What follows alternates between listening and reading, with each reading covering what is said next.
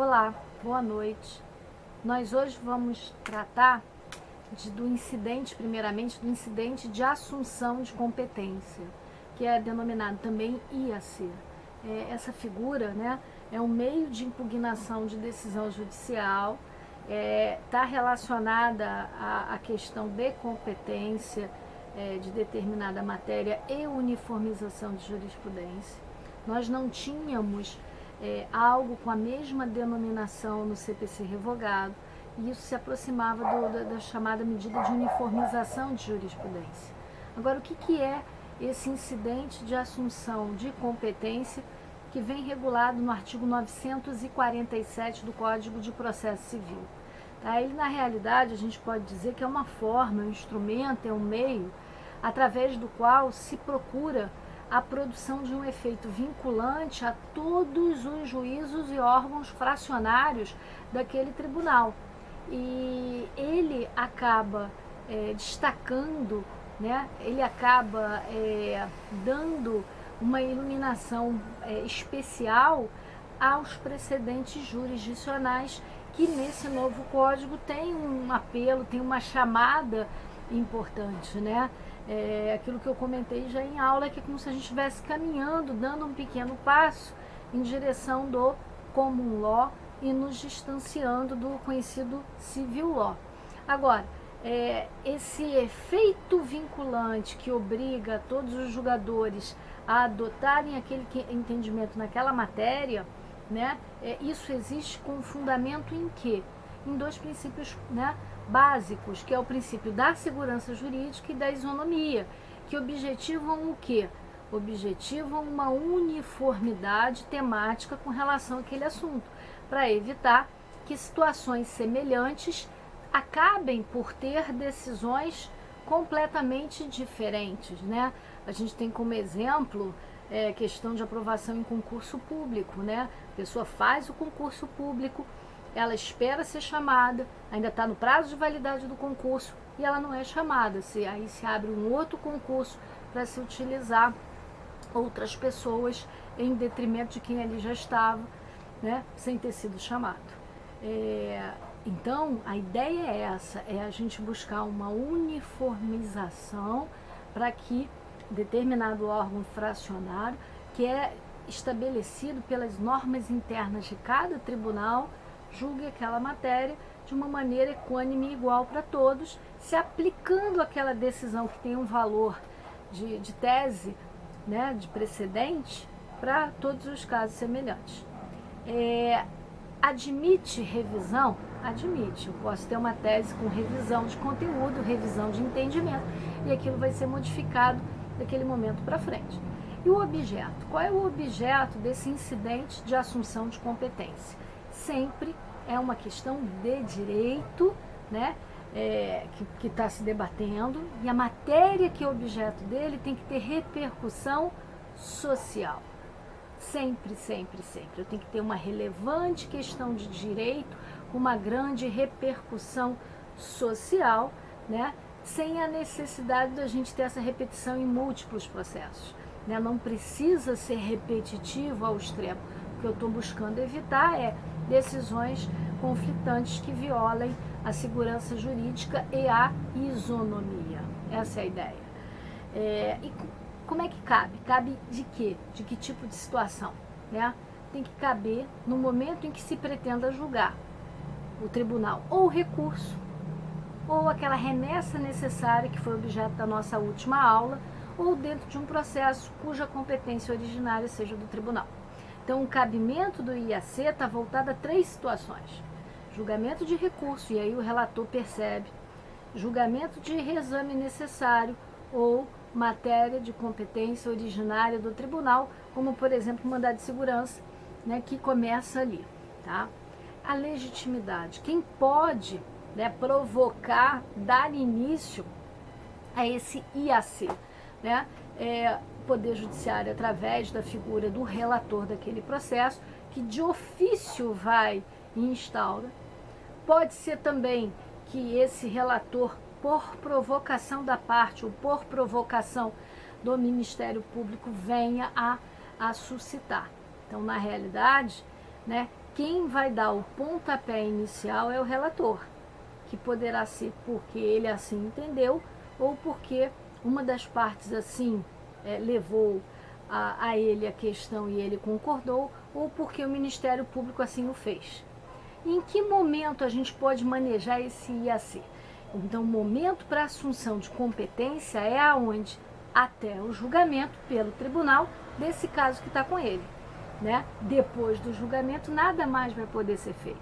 Mas até aquele julgamento específico, né? Ali está a possibilidade de que venha a ser instaurado esse IAC e a gente passa a ter o princípio da segurança jurídica e da isonomia ali resguardados.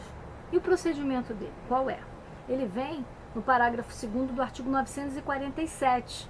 Né? É claro que cada tribunal vai estabelecer qual é o órgão colegiado e qual o caminho que isso vai fazer. Né? A ideia é que seja julgado pelo órgão colegiado designado nas normas internas daquele tribunal, né? Sempre. E essa decisão, isso é muito, muito importante, ela possui efeito vinculante. Todos os juízes e órgãos fracionários vinculados àquele tribunal, né, passam a estar, de certa forma, vinculados àquele precedente, tendo que acompanhá-lo aonde quer que seja. Eu separei, né, até imprimi aqui, do site do Tribunal de Justiça do Estado do Rio, os IACs que nós já tivemos ali instaurados. Na realidade, na parte de jurisprudência, a necessidade de se identificar quais são esses casos para que se tenha uma publicidade. Então, a gente tem lá, IAC número 1, né? Esse caso foi resolvido pela seção civil, é a seção civil aqui no TJ do Rio, que tem a competência para dirimir, né? E a gente tem lá a questão submetida a julgamento, controvérsia a definir se a edição de leis, aumentando o número de vagas em diversos cargos públicos, onde fora realizado o concurso público prévio, com homologação do resultado e dentro de sua validade, cria direito subjetivo à nomeação e posse dos candidatos aprovados, fora do número de vagas do concurso, contudo dentro do número daquelas novas vagas criadas por leis supervenientes. E a tese que foi firmada, né, isso aqui foi admitido em 23 de outubro de 2017 e foi julgado dia 8 de março de 2018. A tese que foi firmada foi a seguinte: a criação de novas vagas durante o prazo de validade do certame, combinada com convocação do candidato para exame médico, e ou apresentação de documentos previstos no edital, vincula a administração pública, evidencia a necessidade do provimento do cargo e gera o direito à nomeação do candidato aprovado fora do número original de vagas, mas dentro do número posteriormente ampliado de vagas. Tá? Então, isso é um exemplo concreto desse IAC. Depois a gente tem o IAC número 3. Então, a gente tem lá, ele teve como desembargador, relator, Alexandre Freitas Câmara. Então a gente tem lá, na tese firmada, para a gente também não ficar lendo muito, esse número 3 ainda não teve tese firmada, só tem discussão como questão submetida a julgamento, discussão jurídica acerca de qual órgão de primeiro grau, se o juizado fazendário ou a vara de fazenda pública deve julgar determinado tipo de demanda. Depois a gente tem só, aqui no verso, eu fiz bobagem, desculpa. Na realidade eu imprimi frente e verso e aí eu li uma pela outra. O número 3, que tem como relator o desembargador Alexandre Freitas Câmara, e que discute acerca de qual juízo competente, se é o órgão fazendário ou se é o juizado especial, ele tem como tese firmado o seguinte: é admissível a formação de litisconsórcio passivo necessário ou facultativo entre ente público e particular, seja este pessoa natural ou jurídica, nos processos de competência dos juizados especiais da Fazenda Pública, ok? Isso foi julgado dia 17 de fevereiro de 2020, agora, bem recente. E aí o IAC4 e IAC5, esses estão ainda sem tese firmada, né? E estão disponíveis no site. Eu vou printar eu tentar imprimir em PDF essas telas, e eu mando também no material de vocês para a próxima aula, né? Só para ilustrar, ilustrativamente, exemplificativamente, para olhar como é que esse instituto novo vem sendo aplicado no nosso dia a dia, ok? E aí nós fechamos aqui o incidente de assunção de competência, o IAC. E aí cabe agora a gente falar sobre uma outra forma de impugnação que vem no CPC, que é o incidente também de arguição de inconstitucionalidade. Esse incidente de arguição de inconstitucionalidade, ele vem regulado nos artigos 948, 949 e 950 do Código de Processo Civil. E, na realidade, é um controle difuso de constitucionalidade, que é exercido por determinado órgão, né, do Poder Judiciário.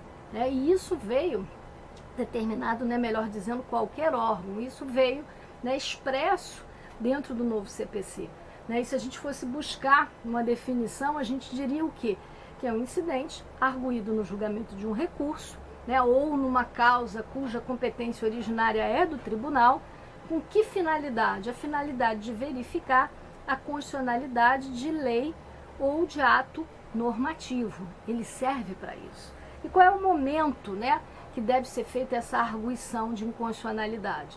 Ela pode ser feita em qualquer tempo. Por quê? Porque não há que se falar nessa matéria de preclusão, né? Então, até o julgamento do processo ou do recurso, isso pode ser suscitado, isso pode ser levantado. E que forma? Né? Vai ser feita de qualquer forma, é um incidente. Então, uma petição nos autos é o suficiente, um parecer do MP, né? Então, a forma é uma forma mais livre possível. Não tenho necessidade de fazer uma petição inicial com requisitos do artigo 319 para apresentar isso.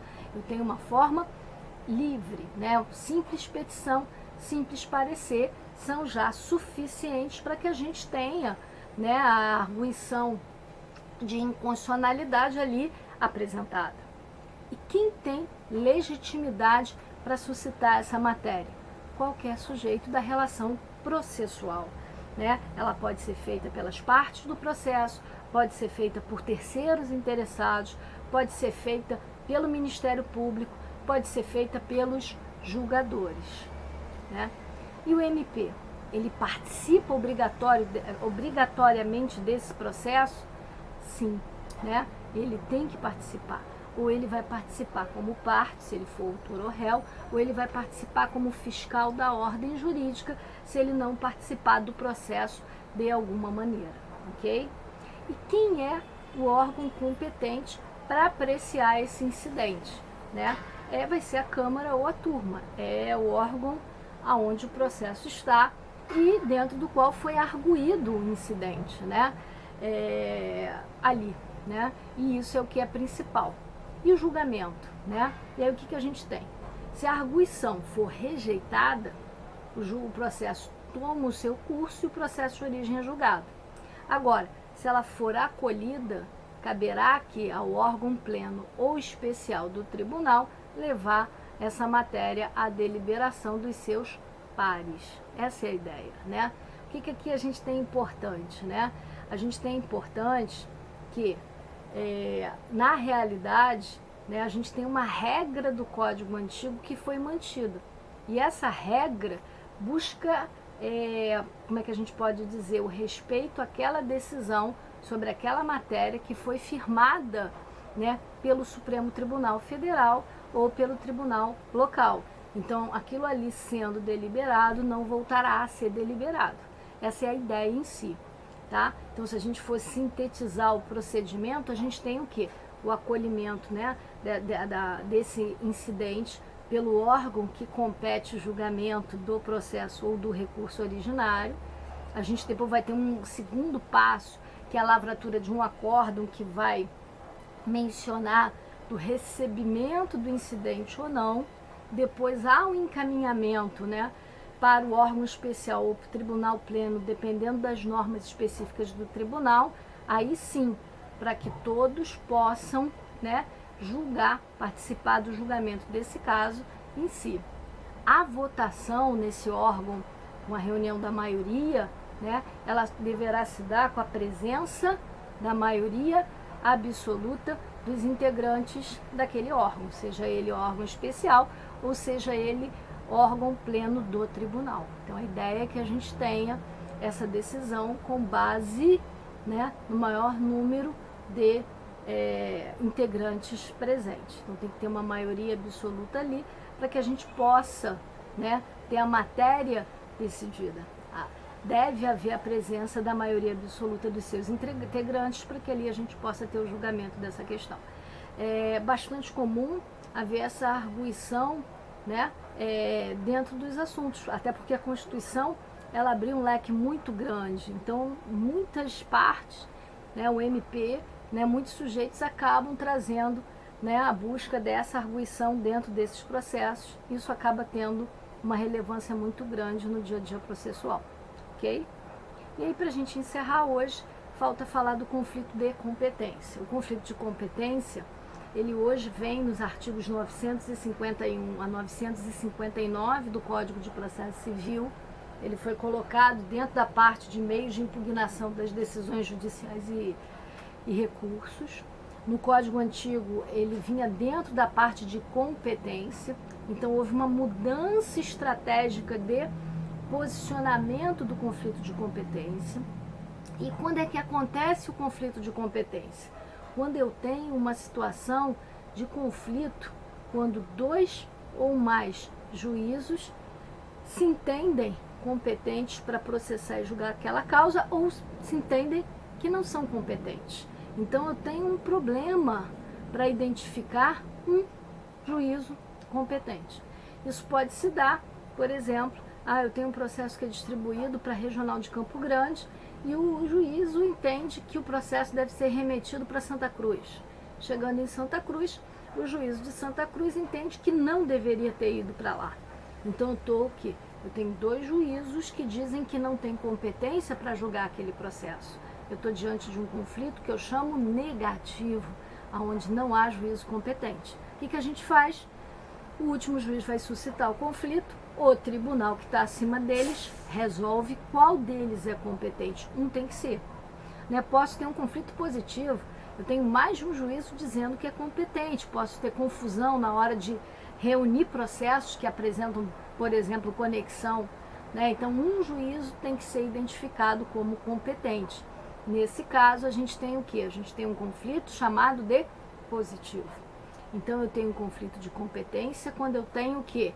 Confusão, né? Fazendo com que haja mais de um juízo ou nenhum juízo com competência para julgar aquele caso ou aqueles casos, né? Se houver conexão.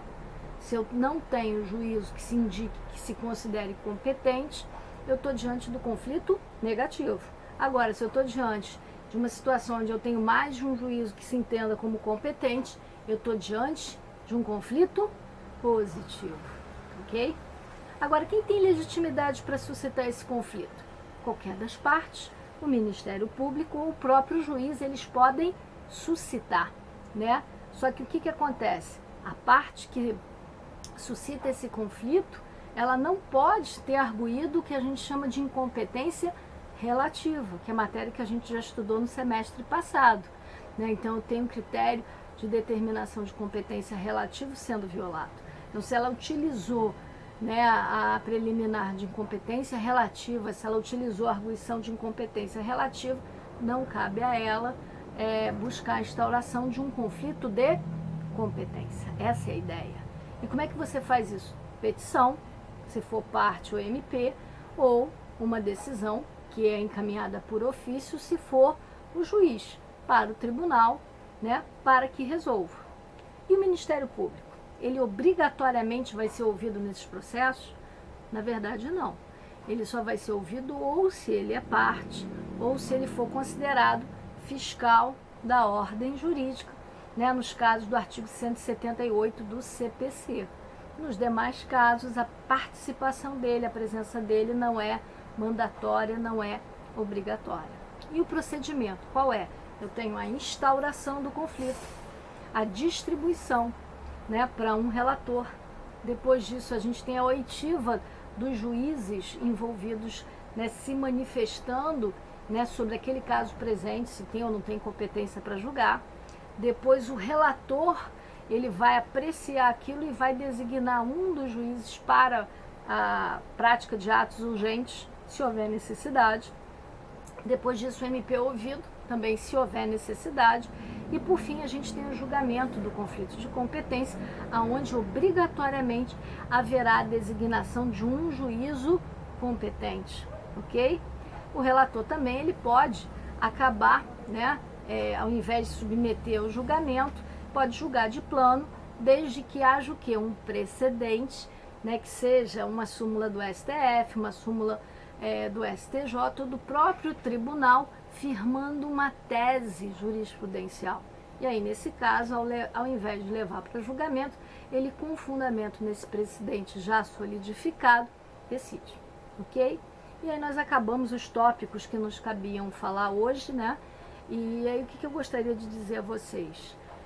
Não deixem de assistir nos dias de aula, procurem criar uma regularidade, né? Pelo menos as nossas aulas são terças e quintas. As terças e quintas, procurem acessar o portal Classroom e procurem assistir. Eu sei que muitos de vocês não assistiram, porque eu consigo visualizar o número de visualizações, eu consigo perceber quem está participando ou não e o tempo de duração do vídeo também. Então não deixem para depois, né? A gente está vivendo um momento único na nossa vida, um momento que eu espero que não se repita, mas que a gente tem que encontrar uma forma de viver da melhor maneira possível, né?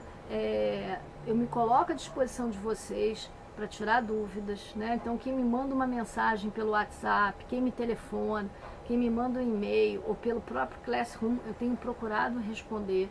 Então procurem dar uma lida no material, assistir e tirar as dúvidas, porque é o momento para isso, né? Vamos procurar caminhar da melhor maneira possível, tá? E eu espero que em breve todos nós possamos nos encontrar novamente na faculdade, né? Para que a gente possa prosseguir as nossas vidas normalmente.